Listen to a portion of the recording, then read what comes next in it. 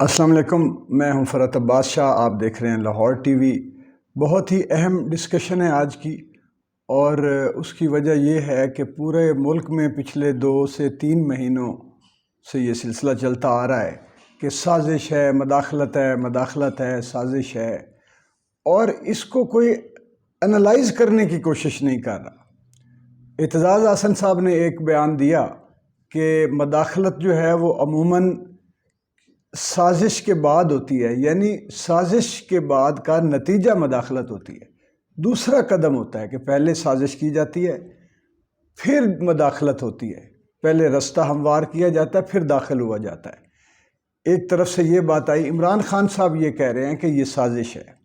اور وہ یہ بھی بار بار کہہ رہے ہیں کہ مجھے 2 3 4 6 ماہ پہلے سے پتہ تھا کہ اس طرح کا کوئی عمل جو ہے وہ وقوع پذیر ہونے جا رہا ہے، کچھ ہو رہا ہے، یہ کچھ کیا جائے گا۔ جہاں پہ جس ہماری نیشنل سیکورٹی کونسل میں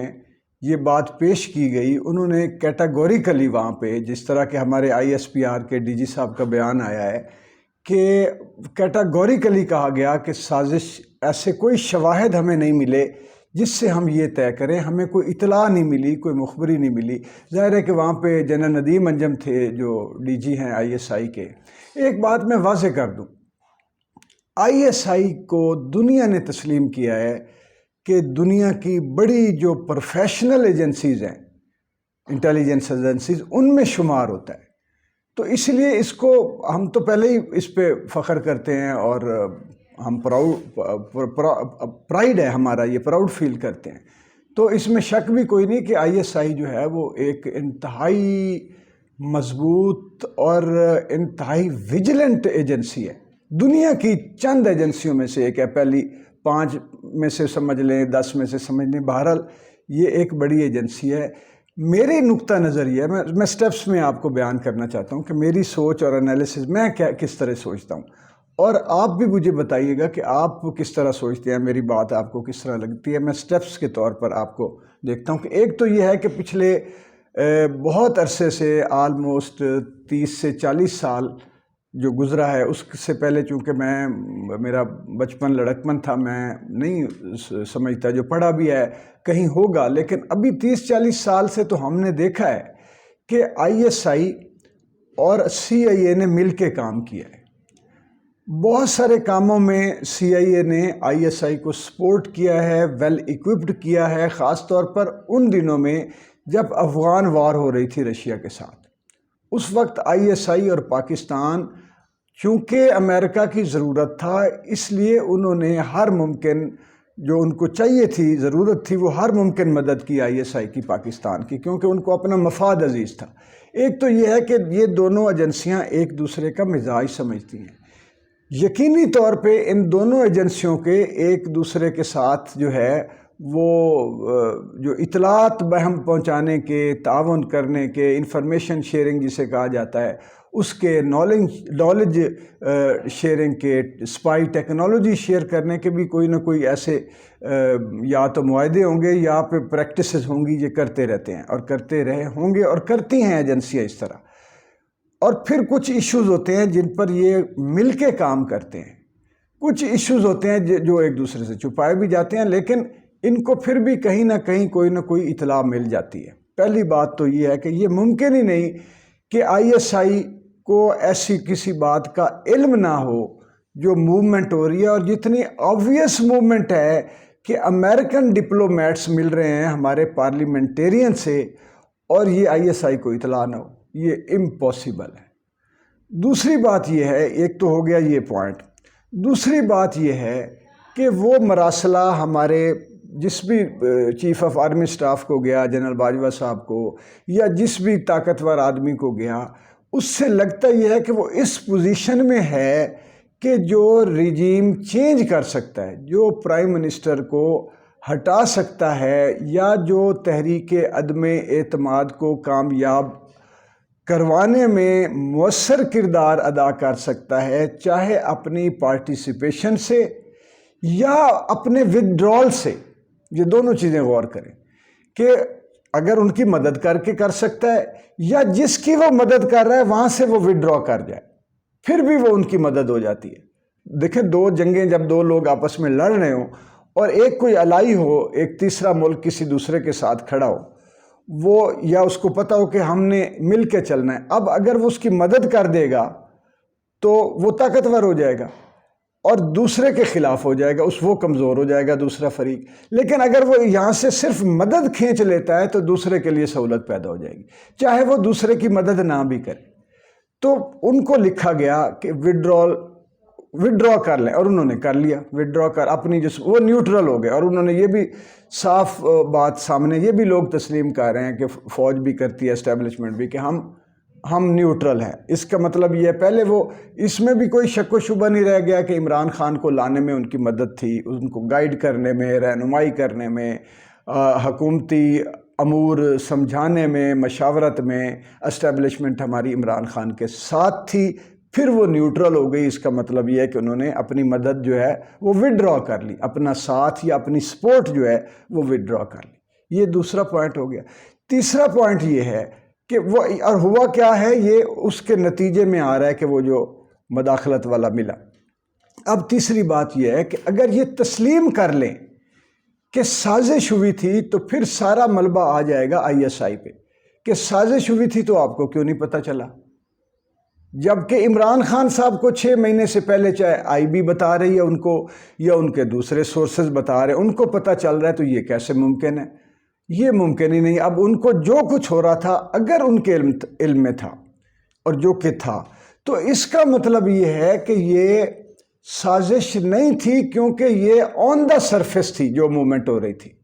یہ انڈر گراؤنڈ موومنٹ نہیں تھی، کیونکہ سازش تو چھپ کے کی جاتی ہے۔ اعلان جو ہوتا ہے وہ ایکشن ہوتا ہے، وہ وار ہوتی ہے، وہ دشمنی ہوتی ہے، لڑائی ہوتی ہے، جھگڑا کچھ بھی ہو سکتا ہے، وہ عمل ہے۔ سازش جو ہے وہ پلاننگ جو ہے وہ تو پھر اگر سازش ہے تو پھر وہ چھپ کے ہوگی۔ تو یہ اگر عمران خان صاحب کے پاس 6 مہینے پہلے یا سال پہلے یا 3 مہینے پہلے کی اطلاع تھی تو یہ ممکن کیسے ہے کہ ISI کے نوٹس میں نہ ہو؟ اب اگر ISI کے نوٹس میں تھی تو ان کو پتہ تھا کہ یہ سارا کچھ ہو رہا ہے اور یہ ہم سے چھپائے بغیر ہو رہا ہے، یہ ہم سے چھپا ہوا نہیں ہے۔ کیونکہ اگر ایک لیٹر جو ہے وہ کسی بڑی قوت کے پاس پہنچ رہا ہے اور وہ قوت اب نیوٹرل ہو رہی ہے، وہ اس نے وڈرا کر لیا سپورٹ پرائم منسٹر کے لیے، ادھر ISI کے سامنے یہ جو کچھ ہو رہا ہے ان کو بھی پتہ ہے کہ یہ کیا جا رہا ہے، اس کا مطلب یہ ہے کہ یہ نہ سازش تھی نہ مداخلت تھی، یہ انڈرسٹینڈنگ تھی۔ ورنہ یہ کیسے ممکن ہے کہ سازش ہو اور ISI کو پتہ نہ ہو، مداخلت ہو اور اس پر نیوٹرل ہو جائیں اپنے ملک کے خلاف یا اپنے پرائم منسٹر؟ مقصد ہے کسی ملک کے پرائم منسٹر کو گرانے کی دھمکی لگانا بھی تو کوئی اچھی بات نہیں ہے نا، عزت والی۔ انہوں نے ڈپلومیٹکلی تو اس کو جواب دیا، سارا کیا، لیکن وہ جواب کے نتیجے میں کیا ہوا؟ نتیجہ تو وہی ہوا جو ایک پولیٹیکل پلان آگے کیا ہوا تھا، کہ جس کے بعد یہ پلاننگ جو تھی کہ ان کو ہم جو ہے وہ یہ امریکہ کے کہنے پہ نہ ہٹایا جائے، مثال کے طور پہ کہ جی یہ نہ ہو کہ فوجی مداخلت ہو جائے۔ اس میں فوجی مداخلت نہیں کی گئی، بلکہ اس کو ایک آئین سے راستہ تلاش کیا گیا، تو جوڑ توڑ کی گئی۔ اب میرے نزدیک اگرچہ وہ راستہ بھی آئینی اس طرح نہیں ہے کہ پیسے دینا، خریدنا، لوگوں کو توڑنا، وہ جو کام تھا وہ میں تو اس کو آئینی نہیں سمجھتا، کیونکہ وہ سازش ضرور تھی کہ یہ ادھر پیسے لگا دو، پھر ایک ملک کے جو ہے وہ سفیر ان کو توڑنے کے لیے کر رہے ہیں کسی ملک کے ایک پر۔ اچھا یہ ایک تو اگر یہ جو کچھ بھی تھا یہ اس وقت کے پرائم منسٹر عمران خان صاحب کے خلاف تھا۔ اب کیوں خلاف تھا؟ پیچھے چلے جائیں 3 سال 3.5 سال، وہ خود تسلیم کرتے ہیں کہ ہم جو چاہتے تھے ڈیلیور کرنا وہ نہیں کر سکے، چاہے وہ کرونا کی وجہ سے، چاہے اپنی ٹیم کی کمزوری کی وجہ سے، چاہے سیاست اور حکومتی جو فن حکومت ہوتا ہے یا حکومتی جو ایک دانائی ہوتی ہے اس میں کمی کی وجہ سے، نا تجربہ کاری کی وجہ سے، یا کرونا جو درمیان میں آیا اس میں نے آپ کو بتایا ہے اس وجہ سے، یا کسی دوسری فورس کے ہولڈ کی وجہ سے ہم نہیں کر پائے۔ جو بھی وجہ بنی، یہ وہ حکومت عمران خان صاحب کی تسلیم کرتی ہے کہ ہم جو کچھ کرنا چاہتے تھے، جو ہمارے ارادے تھے، مثال کے طور پہ کروڑ نوکریاں دینا، IMF کے قرضوں سے جان چھڑانا، یا اس کو اکنامک رستے پہ ڈال دینا، یا جو چائنا کا جو پروجیکٹ ہے یا سی پیک کا اس کو ایکسلریٹ کرنا، وہ ہم اس طرح کوئی بھی کام جو ہے وہ کر نہیں پائے۔ آخری 2 مہینے میں آ کے سبسڈی دے کے قیمتوں کو گرا دینا کوئی وہ نہیں ہے۔ اور جو گروتھ عمران خان صاحب بتاتے ہیں، سارے اگرچہ تسلیم کر رہے ہیں، اور اس وقت حالات وہ بتا بھی رہے ہیں کہ چلو وہ گروتھ نہیں تھی تو وہ کم از کم ڈیکے بھی نہیں تھا، زوال بھی نہیں تھا، نیچے بھی ہم نہیں جا رہے تھے، تو وہ کم از کم گروتھ جو ہے وہ جو آئی ایم ایف اور ورلڈ بینک اور ان کے میگزین اور ان کے تھنک ٹینکس جو گروتھ بتا رہے ہوتے ہیں، وہ ان کے لیے گروتھ ہوتی ہے کہ آپ ان کی پالیسیوں کے مطابق چلتے جا رہے ہیں اور وہ آپ کو بتا رہے ہیں کہ گروتھ ہو رہی ہے۔ ورنہ انہی عمران خان صاحب کی حکومت میں وہ جو اسٹیٹ بینک تھا وہ جو ہے وہ ان آئی ایم ایف کی پالیسی پہ عمل کرتے ہوئے اس کو خود مختار ادارہ، انڈیپینڈنٹ ادارہ بنایا گیا، اس میں حفیظ پاشا کو بٹھا دیا گیا، سارا تو آئی ایم ایف کے سپورٹ تو کر دیا گیا تھا۔ یقیناً عمران خان صاحب کی اپنی پالیسی تو یہ نہیں ہوگی، لیکن ان کو سمجھایا گیا ہوگا کہ اس کے بغیر چارہ نہیں ہے۔ جب اس ملک میں ان کے بھیجے ہوئے لوگ آ کے اچانک پرائم منسٹر بن سکتے ہیں، تو یہ منسٹر بننا وہ ان کی کیا اوقات ہے؟ اسد عمر کا ہٹایا جانا بھی بہت سارے اس میں، وزیروں کا لانا، وزیروں کا جانا، یہ اٹھا وہ، تو وہ جو کچھ بھی اس وقت یہ تاثر قائم ہو گیا تھا کہ عمران خان صاحب ایک تو جو کچھ وعدے کر کے آئے تھے وہ ان میں کامیاب نہیں ہوئے پورا کرنے میں، دوسرا یہ ہوا تھا کہ ملک کو ترقی کی راستے پر گامزن کرنے میں کامیاب نہیں ہوئے، تیسرا یہ ہوا کہ یہ عوامی مقبولیت کھو بیٹھے۔ باقی سارا کام تو اس وقت ہوا جب دوسری پارٹی سے غلطی ہوئی کہ انہوں نے لا کے ایک ہیرا پھیری کے ذریعے، جوڑ توڑ اور ہیرا پھیری کو آئین قرار دیتے ہوئے اور جمہوری طریقہ قرار دیتے ہوئے جب شب خون مارا، اور چور ڈاکو مقدمات میں ملوث لوگ جب آ کے وزیر اعظم اور وزیر کیا ہے وہ قانون داخلہ، وزیر داخلہ اور ادھر چیف منسٹر، یہ لوگ جب ملزمان جب آ کے اقتدار پہ بیٹھ گئے تو قوم تو بفر گئی۔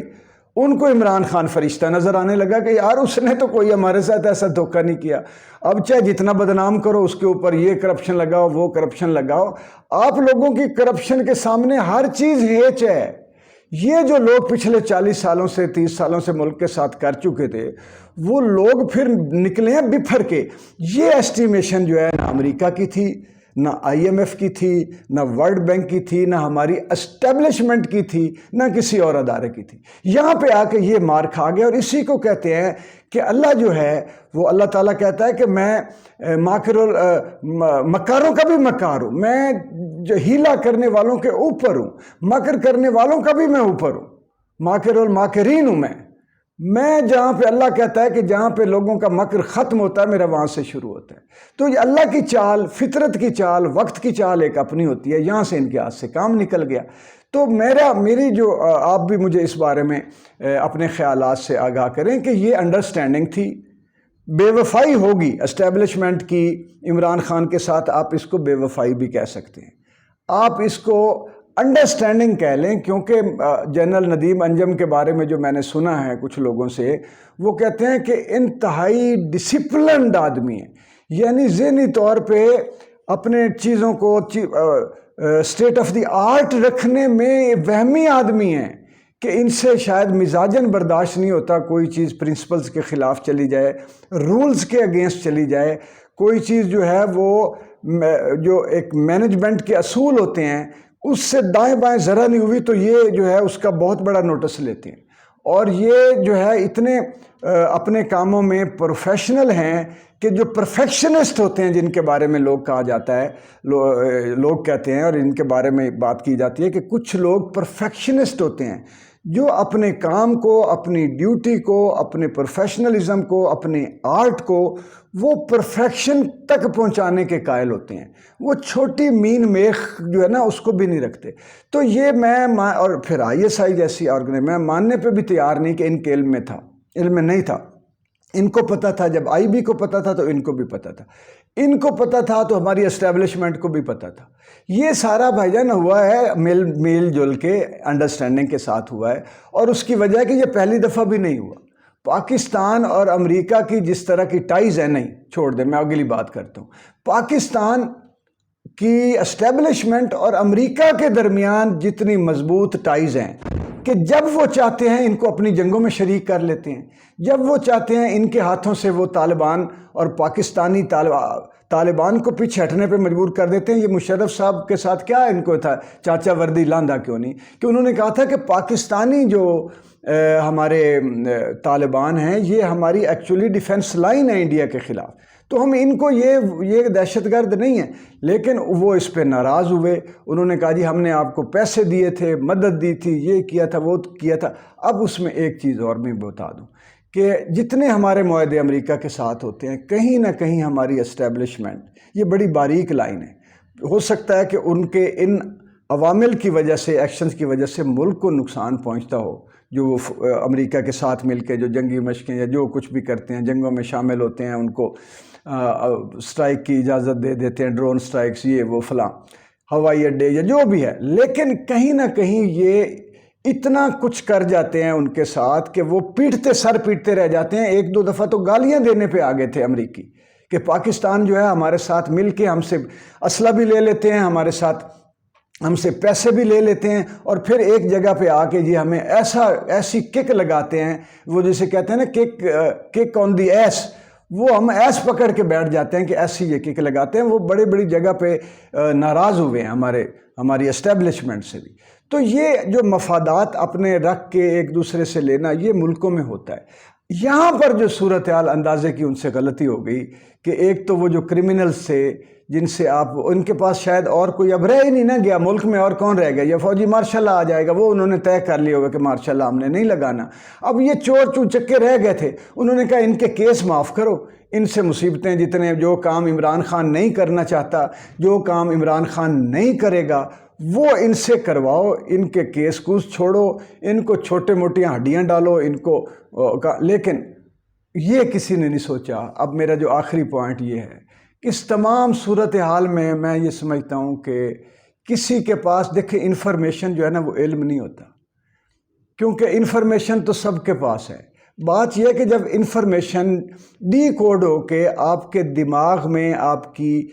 کی سوچ، فکر، انالیٹیکل تھنکنگ اور آپ کی دانائی کا حصہ بن جائے، اور آپ کتابوں سے آگے جا کے سوچنے کے اہل ہو جائیں، تو وہ علم ہے۔ اور علم پھر دیتا ہے دانائی، ایسی دانائی دیتا ہے جو انفارمیشن نہیں دیتی۔ انفارمیشن سب کے پاس چلی جاتی ہے، دانائی نہیں آتی۔ یہاں پہ مجھے لگا ہے کہ معاشی سطح پر دانائی کے ساتھ سوچنے والا پاکستان میں کوئی فرد نہیں تھا، کوئی ادارہ نہیں تھا، کوئی وزڈم کے ساتھ کام کرنے والا کوئی تھنک ٹینک نہیں تھا جو یہ بتاتا کہ یہ جو وقتی فوائد آپ سوچ رہے ہیں، آپ آنے والے 100 سال میں پاکستان کو کہاں دیکھیں گے، آنے والے 10 سال میں کہاں دیکھیں گے، 5 سالوں بعد پاکستان کے ساتھ کیا ہو جائے گا، یہاں تو 2 مہینوں کے بعد ہو گیا ہے۔ اس کے لیے جو وزڈم چاہیے، اس کے لیے یہ دانائی چاہیے، وہ پھر جو ہے نا اس کے لیے چالاکی کو پہلے چالاکی سے معافی مانگنی پڑے گی۔ جو سمارٹ تھنکنگ ہے، فوری نتائج حاصل کرنے کے لیے اچھے برے جو ہے وہ جو سوچ استعمال ہوتی ہے وہ چالاکی ہے۔ وہ اسٹریٹجی آپ بنا لیں، حکمت عملیاں بنا لیں، پلاننگ کر لیں، سازش کر لیں، مداخلت کر لیں، ان میں دانائی نہیں ہوتی، اور جب دانائی نہیں ہوتی تو خیر نہیں ہوتی۔ تو یہ اس ایکشن میں ہم محروم رہ گئے اس خیر سے جو پاکستان کے لیے ہمیں چاہیے تھی، اس دانائی سے رہ گئے جو ہمارے وطن کے لیے ضروری ہے۔ میں دعاؤں کا، آپ بھی دعا کیجئے، میں بھی دعا کرتا ہوں کہ اللہ تعالیٰ پاکستان کو اور پاکستان کی عوام کو خوشحال کرے، آسودہ کرے، مستحکم کرے، مضبوط کرے، اور اس کی بقا کے لیے اللہ تعالیٰ اسباب پیدا کرے۔ ہمارے چینل کو ضرور سبسکرائب کر لیں، لائک بھی کریں، ویڈیو کو شیئر کیا کریں۔ یہ ہمارا آپ کا احساس کا، علم کا متبادل رشتہ ہے۔ میں آپ سے سیکھتا ہوں، کچھ جو سیکھتا ہوں آپ کو بتانے کی کوشش کرتا ہوں، اور یہ اس طرح کا ایسے چینلز کو آپ کی ضرورت ہے، اور سبسکرائب ضرور کریں۔